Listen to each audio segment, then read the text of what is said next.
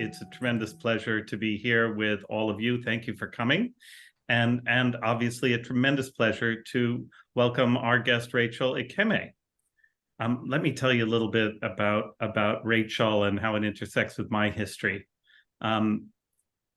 Back shortly after I started as Africa Director at the Wildlife Conservation Society in 2003, the doyen of West African wildlife conservation, a grumpy elderly Brit by the name of John Oates, came to talk to us.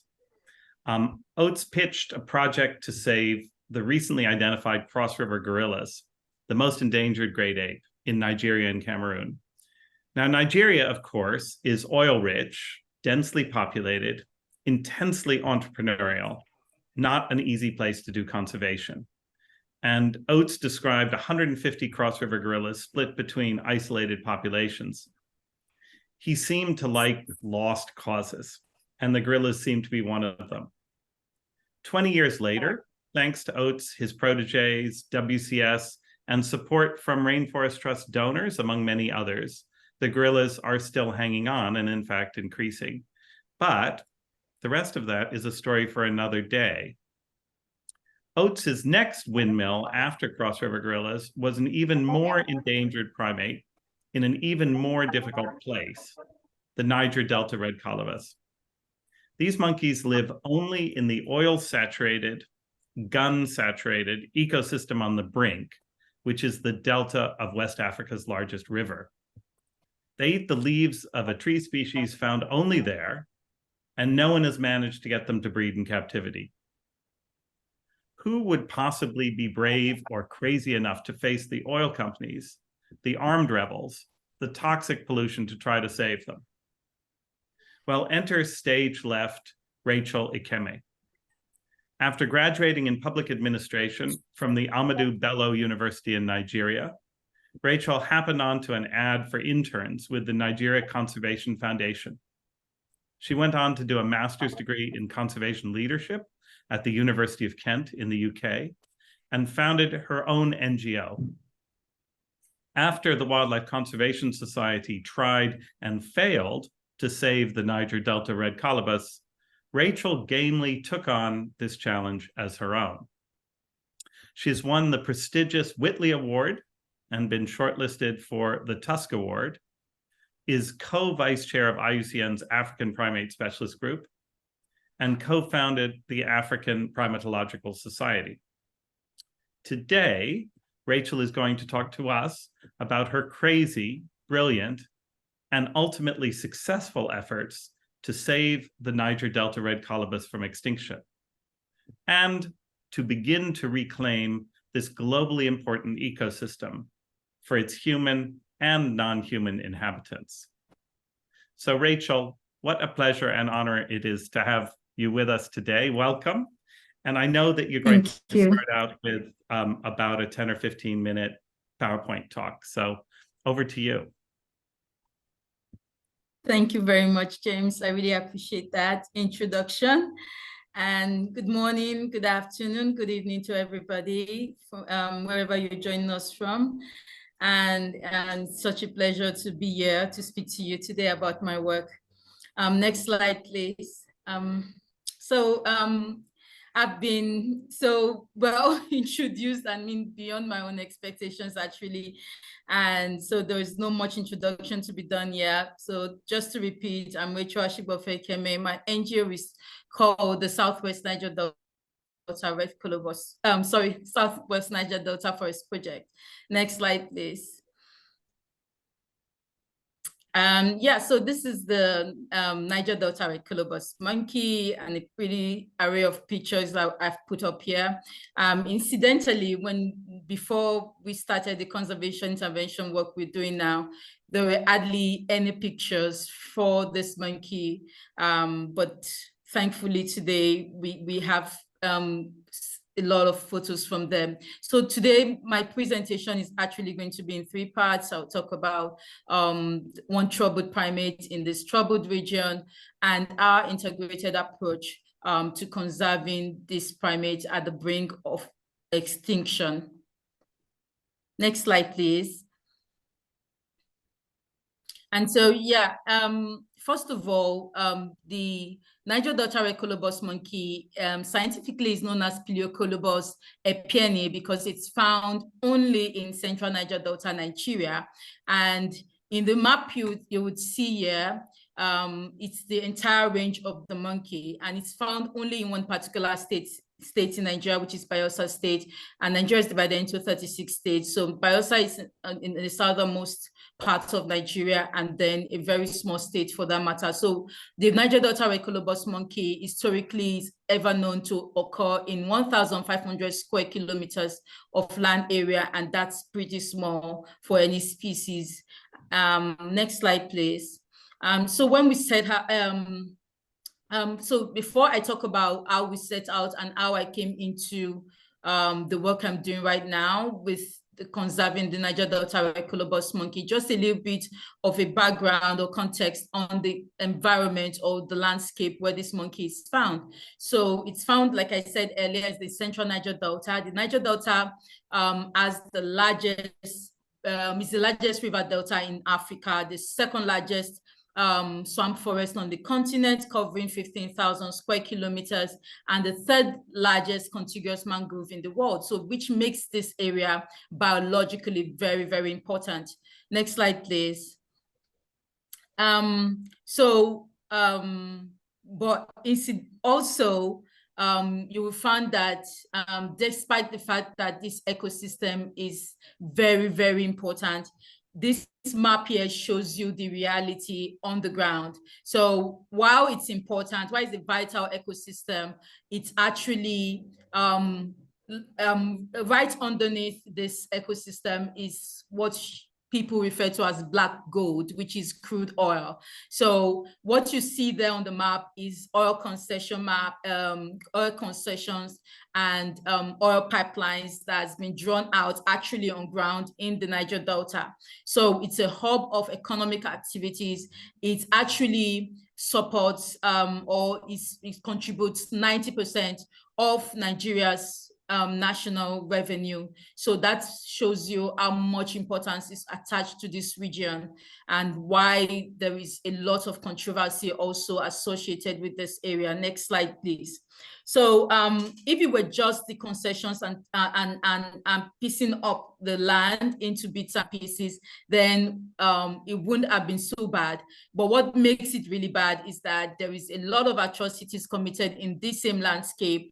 There are multinational companies working in this landscape, degrading the environment with oil spills, gas flaring, and all of these are happening across this region. And of course, it's affecting local livelihood. And the result of that is that the locals fight back or are breaking up these pipelines and causing more environmental damage, because when they break up these pipelines to take out the crude oil, I wanted to use the word steal, but then it's theirs and it's their resource. So it's the government calls it a sabotage, but then it's really a complex situation, political situation that I don't want to go into really. But the reason I put this up here is because it's so complicated and it's a circle or a chain of events that ultimately everybody's losing in this landscape. And I'll give you a scenario here. The first time I ever saw the Niger Delta red colobus monkey, which was in the year 2013, I was in knee-deep crude oil in the habitat of this monkey, and I was staring at this monkey and looking at them up in the trees. So it shows you the kind of situation I stepped into before we started doing, or when we started doing the work we're doing right now. Next slide, please. So essentially, my team and I, okay, so this slide just really shows it's a video of the military or the armed conflict that goes on in this landscape. So for over 10 years, for over a decade, researchers or conservationists couldn't go into this landscape. And even by the time we went in there to work, this was still ongoing. There was kidnapping. There was just wars between the local fighters and the government and the oil company. So it was a lot of insecurity that's going on there, and almost makes it impossible to do conservation work. So this was the situation we met on ground by the time we were doing our work. Next slide, please. I'm sorry. I should give the cue earlier. And so this is us. So to start up, because there were no recent or updated data on the species and their range, and there was just this one study that has been completed, that's been done in the 90s, when the species was first discovered in 1993 by Professor John Oates' student, whom James rightly mentioned was very interested in the conservation of this species. So his PhD student had done the first and only ecological survey and species focused survey on this monkey at the time. And so we were able to use the data collected then to cross-check whatever we're finding on ground ourselves. So we did a range-wide survey. Next slide, please.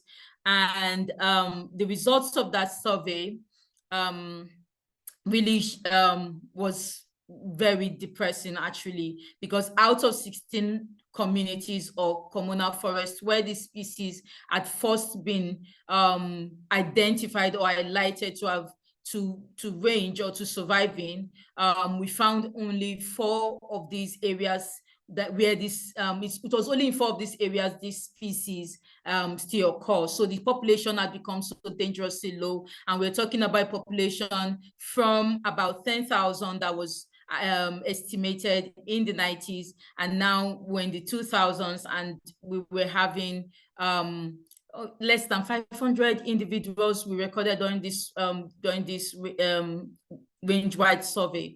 And so we estimated that it would take 5 years, just about 5 years, for the other for these species to continue to survive in the wild. So next slide, please. So sorry, before you go to the next slide, the maps you will see, please can you go to the previous slide? Yeah, sorry.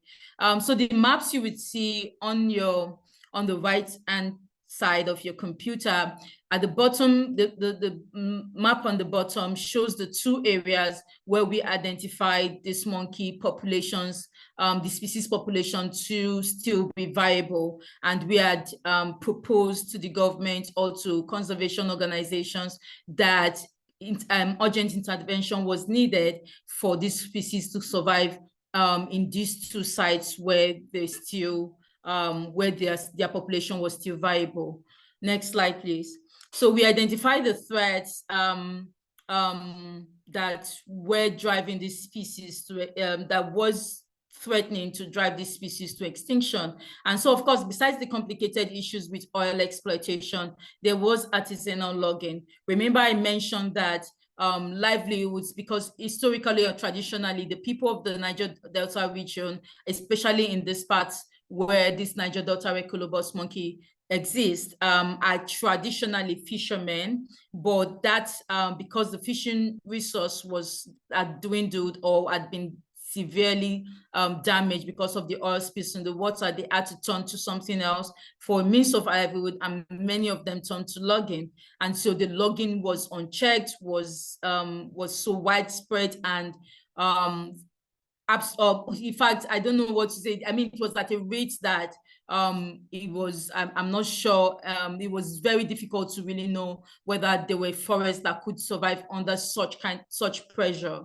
Next slide, please. And of course, there was hunting and bushmeat consumption, which was also contributing to the species that was threatening the species to extinction. So if you combine that situation to the nationwide situation, so generally at one point, and I think it was around the same period, that Nigeria was considered the poverty capital of the world. So you're looking at 133 million people in actual poverty, and then 70% of the over 200 million people who live in Nigeria are youth. So there is a young population, mostly unemployed, and then I don't know, it makes it quite difficult to actually speak about or advocate for conservation actions in this kind of scenario. So the situation was really compounded by these already existing issues across the country.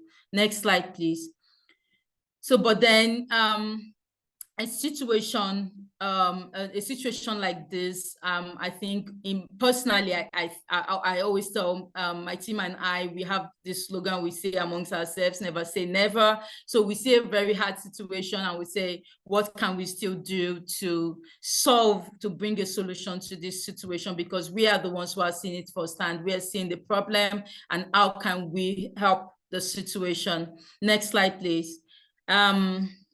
So we got into this situation and we kind of made a calculation of what was really needed. Initially, regrettably also, I had imagined that the first people to really look to for a solution was only the government or big conservation NGOs. I never imagined that our small local organization would be able to drive these conservation actions. So we're looking to the big NGOs, we're looking to the government, and we're saying, do something. We're carrying the reports up and down, campaigning and advocating, knocking on doors and offices for them to do something. And when that didn't work, that was about the time that Rainforest Trust threw their weight behind us and gave us a small grant at first to do a rapid feasibility study. And this was 5 years after we had done those first range-wide surveys. So we did that rapid feasibility study. And at that time, we discovered that the larger area, remember I showed you 2 areas where the population of this species were still viable, and the larger area had become destroyed. It has been so devastated that no wildlife, not even the Niger Delta red colobus monkey or even a frog existed or remained in that landscape, in that old forest. So we knew that there was just this one last stronghold, and if nothing was done,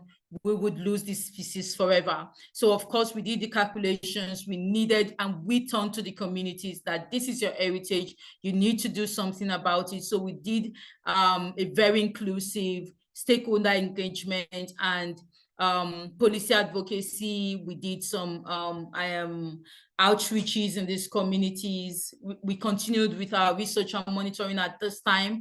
And so we also started talking to the communities about the importance of creating a protected area, that protection and management are very key if we are going to solve the situation at hand. Next slide, please.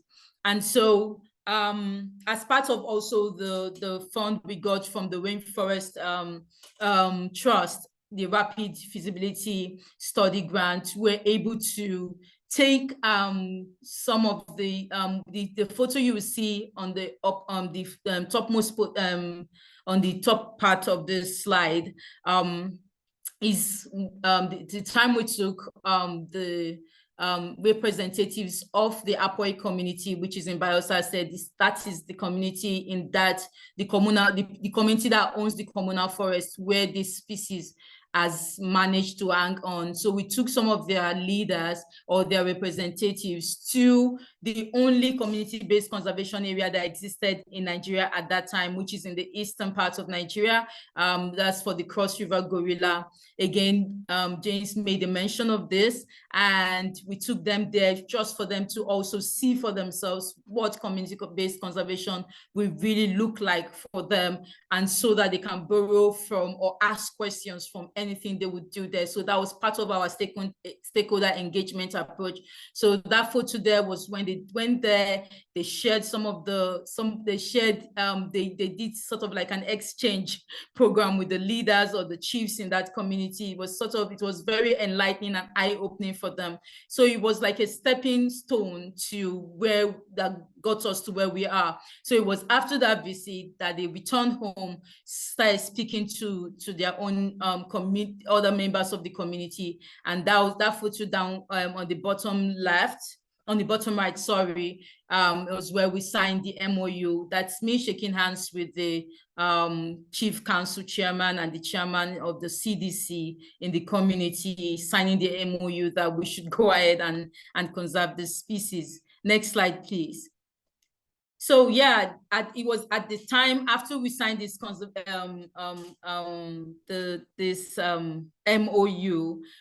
It was about afterwards that we created this community-based conservation area, which is called Apoy Community Conservation Area. And thanks to Rainforest Trust again, we were able to, this conservation area was born. Next slide, please. And that's the location of the conservation area, and it's in the Apoy community. And so it was inaugurated with dancing, the unveiling of the rangers in a parade, and it was all, next slide, please. And it was so much celebrated, and I think to this day the community still look back and they say to me that is the best decision they have ever made. And these are community rangers on patrol. So the next step was to do a participatory mapping, and they demarcated the area they were conceding to conservation, and all of the people working on the project are from the community, and they patrol these sites, and most of the people who encroach on these sites are not within their community but from neighboring communities. And so the patrols are of utmost importance, and I will tell you why in succeeding slides. Next slide, please. Sorry, so there is also species monitoring. We have 2 teams that look out for this species every single day. Most of them also, again, are made up of people from the community whom we trained and whom we equipped with the right tools, to be able to do the science of monitoring species, collecting data and analyzing this data. So they are constantly on the training, even up to how to use, how to do photography, how to take good pictures of this species. Next slide, please. So that's part of what we're doing now with conserving. And so here you will see the conservation education efforts and community outreaches. Children are also involved. They get excited. Those are viewfinders that these children are looking into. So it has photos of monkeys, which they can see and which they also have within their forest.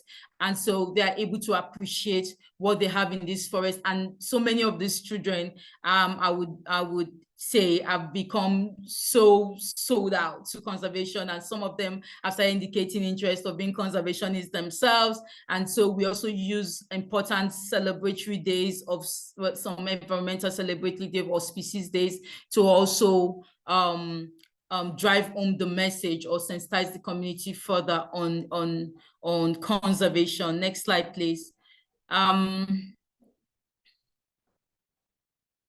So of course, also we are also helping the communities in ways that they can link socioeconomic benefits to conservation. So there is all these community development going on, livelihood, alternative livelihood provided for those who are using those parts of the forest that has been given off to conservation, and feel at a bit at loss, because of course they still have other parts of the forest outside this conservation area where they still get a means of livelihood, but we still provide those support so that they can have that linkage between the development, the improvement of their livelihoods to conservation. Next slide, please.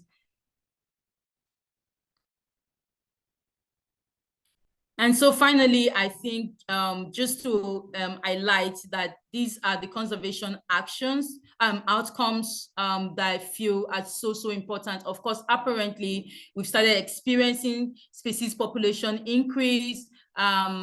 Initially, when we started this work, like I said, I don't know, the time I saw the red Colobus monkey in 2013, I mean, it took another 7 to 8 years before I could see the species again in the wild.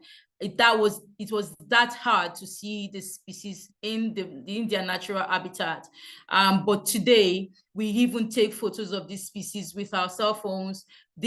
Initially, when we created the conservation area, there was just about 1 group, and sometimes they split into 2 at a time. But now we have 3 known groups that have in that conservation area, and we've seen several young ones. We've seen the increase, we've seen the expansion of each of these group sizes, and it has actually been very, very obvious also to the species themselves, because they have become so comfortable around our monitoring teams, around us whenever they see us in the forest, so they don't scamper off every time they hear faintly, even faintly, before when they faintly hear the steps of anybody moving in the forest, they run off, because of course these areas were heavily hunted before. And again, I think one of the most, for me, the profound outcomes from this conservation work is that the community themselves have become conservation crusaders. I've seen them, how they've transformed, and seen for themselves the benefits of conservation, even to their own livelihoods, to the health of the forest.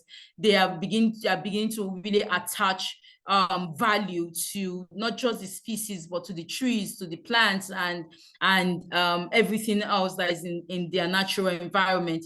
Also, I think one of the most important things also is, I put up a photo there of one of our female rangers during a training. Many of those youth across the Niger Delta, like I mentioned before, unemployment rate was an issue. Many of the youth in the Niger Delta, and I think that was one of the reasons for the human rights activism, the conflicts, because these areas were largely underdeveloped. They were overlooked by the government in any development agenda, and many of the young people don't even go to school, and some of the reasons some of them don't even go to school, besides poverty, is that they don't believe that they could make a living, or they could make a life out of a degree. So they took to arms, or the females would take to, young pregnancies, teenage pregnancies was very common, and all of that. But today they are feeling fulfilled, being part of, something so worthwhile and so dignifying. And it's so important I put that in there. So another thing I'm so much happy about is that the conservation awareness has increased even beyond the borders of the community. So we have those in the neighboring community also asking how they can be part of this whole conservation movement. So it has been so encouraging even for us to have been doing this. And this was also, these are all auxiliary benefits, and this was also surprising for myself, and I'm sure for other members of my team as well, to have seen these positive outcomes come out of the work we are doing. Next slide, please.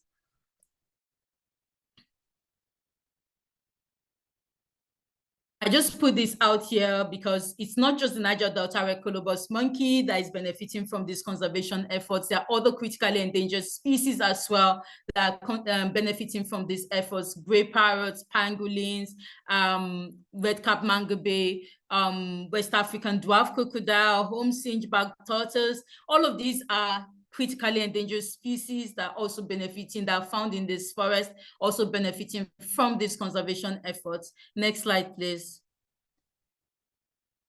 And I think this is the last slide. No, it's not. Okay. So I put these photos out here just to show how it has become. Initially, when I started working with Niger Delta red Colobus monkey, there was just one person we all looked to get photos of this monkey, and he took this photo in 1993 when it was first discovered.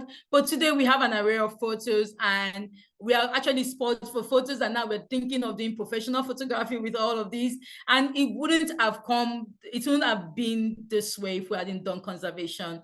And like I said, it took several years for me to even see the species a second time. And now we can see the species sleeping, and they will just be so aware of us, or looking into the camera, they'll be so aware of us and so comfortable. And yeah, so that is just so inspiring as well. Next slide, please. To see. And so finally, of course, all of these achievements did not come with, they came with their own share of challenges, and I think these challenges are driving us to finding new solutions.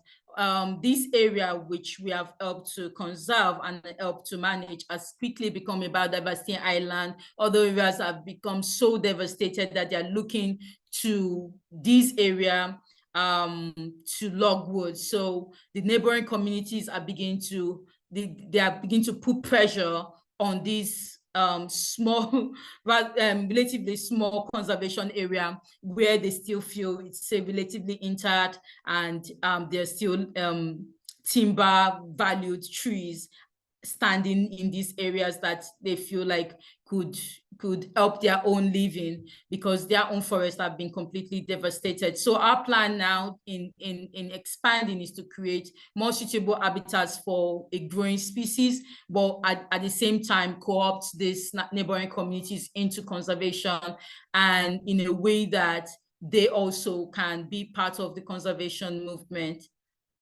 Next slide, please.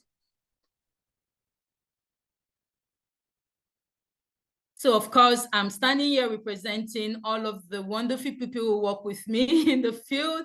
And these are some of the people on the side, the rangers, the species monitoring officers, and the conservation officer. And that's the secretariat, of course, which this project also helped us to put together and build for the work. And so they've been an amazing team. It's been amazing. I should mention and use this opportunity to remember our colleague who we lost last year, and he was an integral part of this whole work, and he died in the line of duty. And but all of these people, you're seeing their faces, they do this dangerous work smiling, happy, and fulfilled. So on behalf of them, next slide, please. I say thank you to Rainforest Trust, and thank you to Rainforest and their partners. And of course, without the support we are getting, all of this would have been impossible to achieve, literally. I mean, and I think thank you is just so insufficient to say in this. Next slide. And that's the end. Thank you for listening. Most of the updates on our project activities are on our social media handles. You can check us out.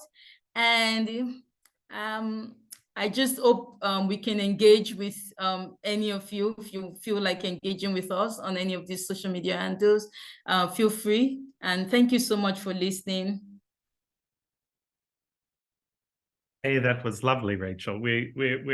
Thank you. We're so honored to, and I think I know I speak on behalf of the audience here and the donors who have supported this. All of us are so proud to partner with you and to provide a small bit of support while you do the hard work with all your amazing colleagues. And our heart goes out to you. I know a year or two ago when your colleague was killed in the line of duty, we were all so sorry. And someone has already put on the chat that they would just love it if you would, when you leave this, if you would go back and thank all your colleagues for their commitment, that we're also grateful. Thank you so much. I will definitely send your regards. I will.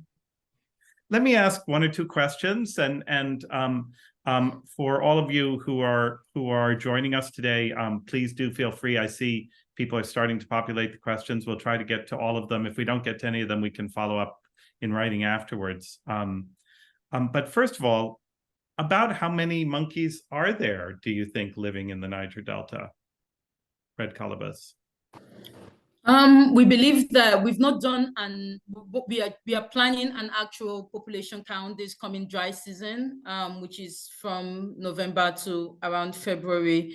And so because it's easier to navigate the forest during that time, these forests are really waterlogged most of the year, throughout the year, because they're swamp.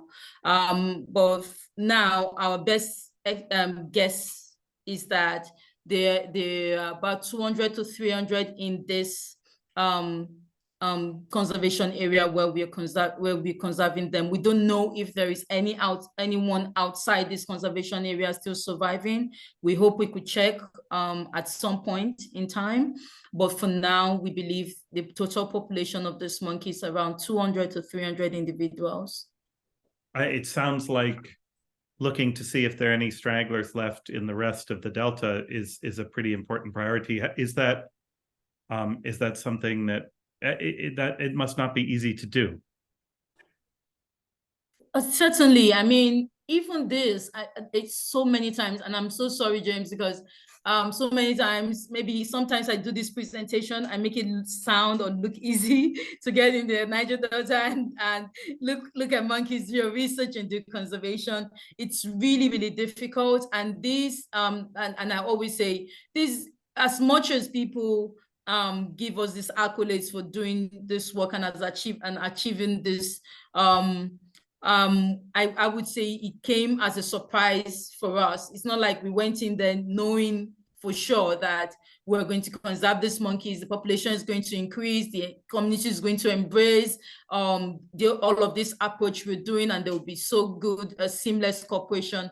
But it came as a surprise too, that we wanted this. It was an objective, but then it was just doing that objective, making that plan in the dark. But then going elsewhere, we are still going to have to go in with a lot of uncertainties still and a lot of apprehension, but still with a lot of passion, of course, or resolute to do or to go and look for the monkey elsewhere. Yeah. So actually 200 or 300 individuals in the group was more than I expected. So that's something that could be a long-term viable population potentially. And certainly if we and others can help you look to find if there are other monkey groups out there, that sounds really important. But let me turn then from the monkeys to the habitat. I was very struck, I'm sure everyone was struck by you saying the very first time you saw the monkeys, you were knee deep in oil. And when I imagine the Niger Delta, I imagine this ecological disaster zone. I mean, I've flown over it in international air travel, and even at night, you can see all the gas being flared, right? The whole thing is lit up by gas flaring, which is itself ecologically a shame for climate change. But now I'm imagining this one relatively small area that you've protected with the communities that that raises lots of questions in my mind. First, isn't there a problem with oil flowing into that with pollution coming from the surrounding area? Is that area safe? And are the trees that the monkeys need safe? And then more widely, how much of the Delta is still reasonably intact forest and how much of it is just completely contaminated in a disaster area?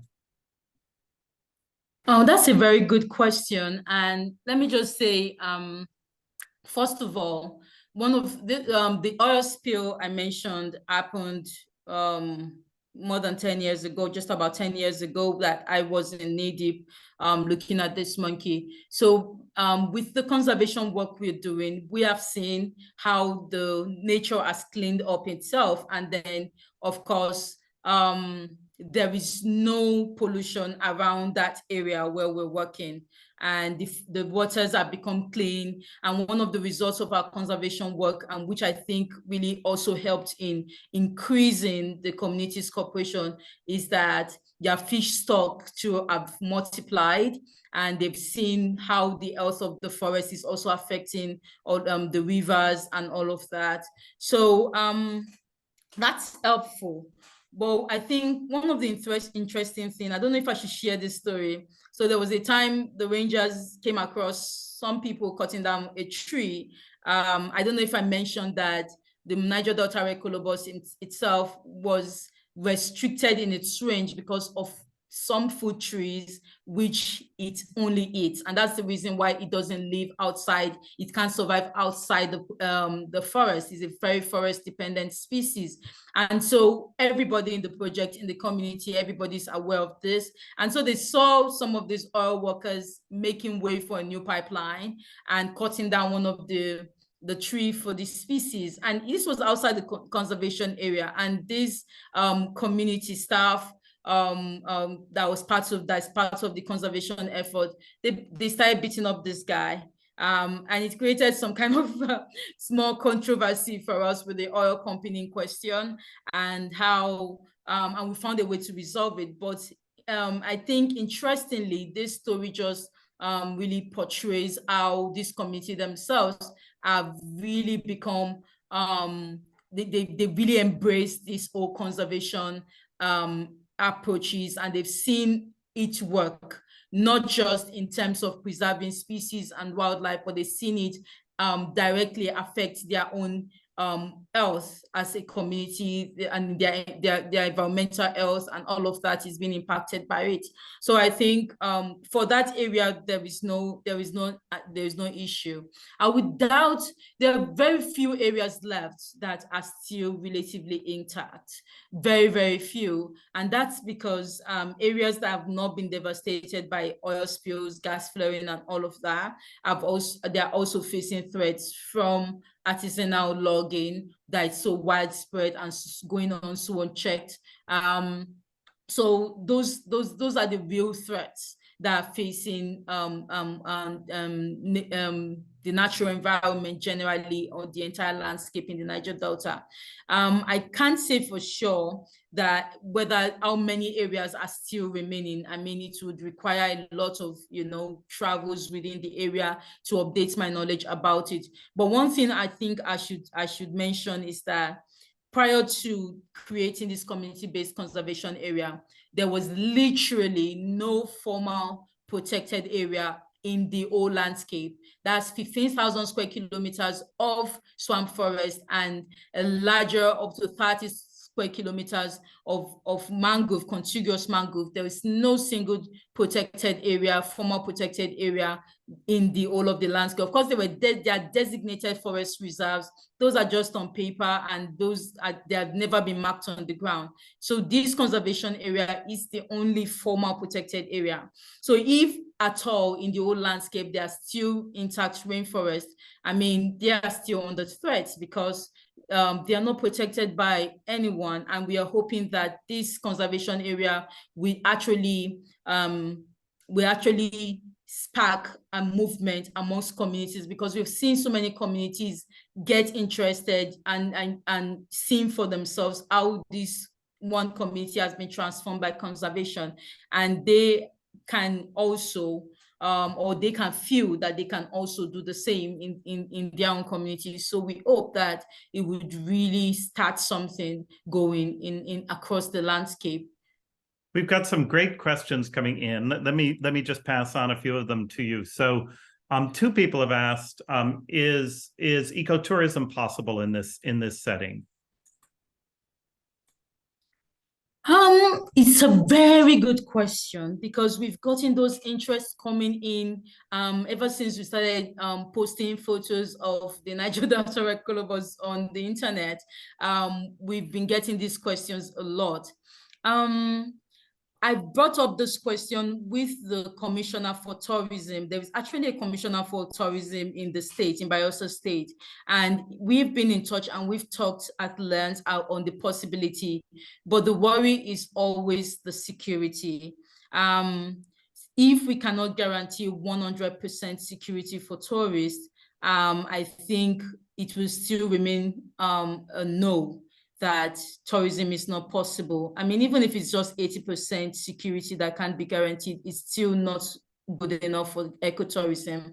I think, and the commissioner actually discussed it, and he said we should really start working on how, or he would start discussing with his government to see how to ensure that security is 100%, so that this area can start attracting people, because the interest is very, very high, and the communities are ever ready. Like, they are always talking about it. Like, it's possible, and if I listen to the communities, I would say yes, because they are like, if they were the ones, if it was the chairman of the CDC who was sitting right here talking, he would answer your question and say yes, because he's eager. He wants people to see what they've done with that forest and with the species. But for me, because I have to err on the side of caution, I would say security isn't 100% yet, but nevertheless, it has gotten better than when we first started. And hopefully, if the government really make us serious about partnering with this project, they would ensure that it's 100%. And when that time comes, I think it will become very obvious on our social media pages and everywhere. Everyone will be talking about it. So but I'm hopeful that it's pretty soon. Great. Extraordinarily ambitious. If you had told me that 10 years ago, I would have thought you're completely mad, but maybe the trajectory is good. Another of the participants has asked, how do you go about preventing illegal logging and hunting? That's a good question. So much of, because it's a community-based conservation, so most of the laws that guide the area are communal laws made by the people in that community. So it's very easy for people within the community, it's I'm saying easy, but I should use that word very lightly, but we don't get culprits who have been caught illegally logging or illegally logging often from within that same community. Most of the illegal loggers that have tried to encroach the area have actually been from neighboring communities, because those laws don't apply to them. So that's why the next stage of our effort is to really start working with the government to create the kind of laws that would be established by the states that protect the species. And so when these illegal loggers from neighboring communities are caught, it's really very hard to get them prosecuted by the police or any authorized security agency. But preventing the logging is actually the work the rangers are doing. So by patrolling every day, rangers are split into two teams, and they patrol the area every single day. And they've remained very committed. Even during the holidays, they are on patrol in the area. So sometimes most of the people they've caught are with their chainsaw and are trying to get in. And hardly that they have actually started doing any logging. So they have more focused on prevention of preventing logging and hunting than anything else, because it's really hard to prosecute someone who has actually logged the forest. Okay.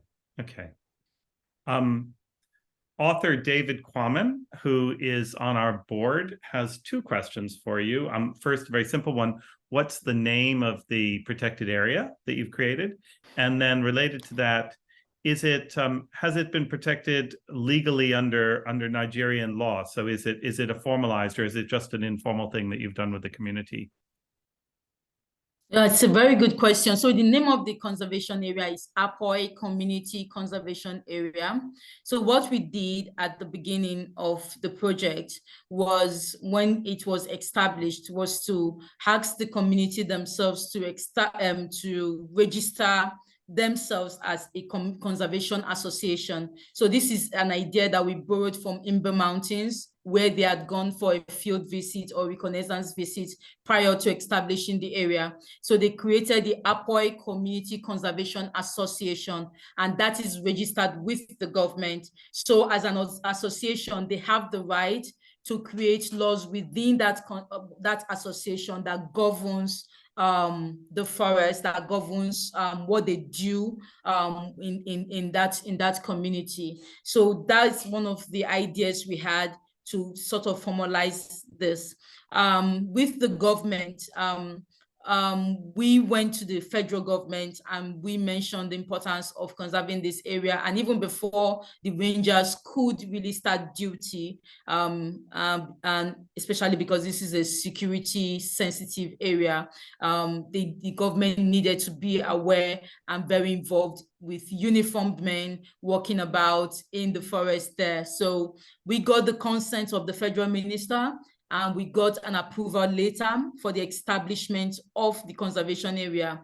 So what we got, it wasn't sort of like registering the conservation area in that sense, but it was sort of like a letter of support from the Federal Ministry of Environment backing the establishment of the conservation area. So the next steps for us really is we've been talking with WCMC, which is the World Monitoring Conservation, WCMC, so that's World Conservation Monitoring Center. Oh God, I got it right. So anyways, they have this ICCA registry, which is the Indigenous Conserved Community Conserved Areas Registry. So they have that, which also helps to formalize areas that have been created as community-based conservation area anywhere in the world. So we followed through some of the processes they need, and we're at the stage where we need to get the state government consent later to submit this, because every other paperwork has been completed. So we believe that before the end of the year, it should be on the ICCA registry. And so we would be up on the Protected Planet website. The area will be put up on the Protected Planet website as a protected area. So we've covered all the loose ends in terms of formalizing. And I think that's as much that's been done in the 20 years that Mbe Mountains has existed. So we learned some things from them, that in some ways there's just as far as you can go. There's so much you can do at that level. I think Mbe Mountains is also a Rainforest Trust project. So I'm glad to see you racing them to see. Mbe Mountains, for people who don't know, is an area of the Cross River Gorilla area on the mainland in Nigeria, and they're also creating a community-based protected area. So it's great to see you with a little bit of healthy competition. Yes.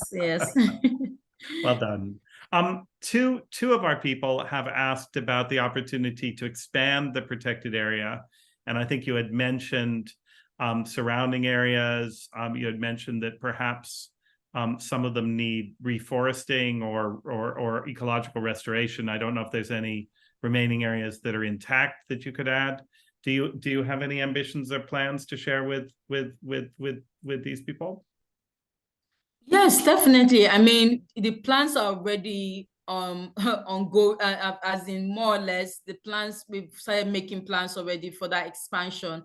I mean, when we were face to face with the problem of the neighboring community always posing a threat, I mean, armed threats. I mean, there was a time they even threw a dynamite into the community in that kind of threat, and so they were posing a lot of danger to us as a team and to the forest. They really wanted to log the forest by all means, because their own forest has been cleared. And shall I say that this same community is actually where this Niger Delta Colobus monkey was discovered. So it's kind of ironic, right?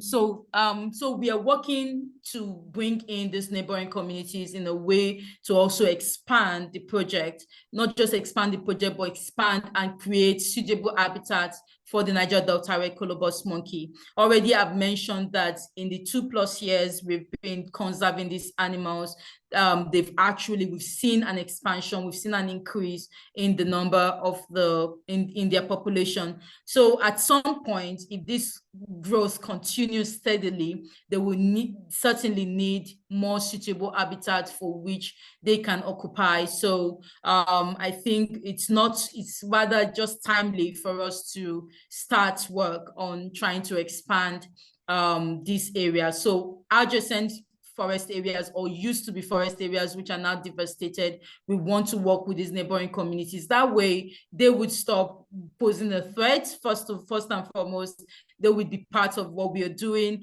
They will be gainfully employed, and we would do like a reforestation project with them to get that part of their forest to become suitable for any species, not just the Niger Delta Red Colobus monkey, so species can get out of there. And I didn't even mention that some of the species that grow very fast, like some of these ungulates that have high reproductive rates, they've started spreading already, and people kill them outside of the conservation area because they are growing so fast, and they are coming out of the conservation area. So we see, or we hear of hunted animals that have come out of that way outside of the conservation areas that people felt they had the right to kill because they were not within the conservation area. So that growth had already started happening with other species that have high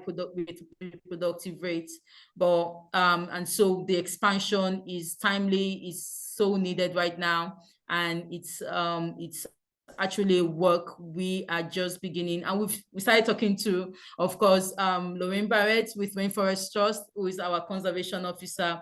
We've started having those discussions already with her about that expansion plan and how we can get more of Rainforest Trust support for it.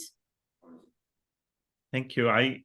We only have another 2 minutes, and I apologize for a few of the people whose questions we didn't get to, but we'll pass on any questions we didn't get to. We'll pass on to Rachel in writing, and she can write responses, and we'll get back to you with those.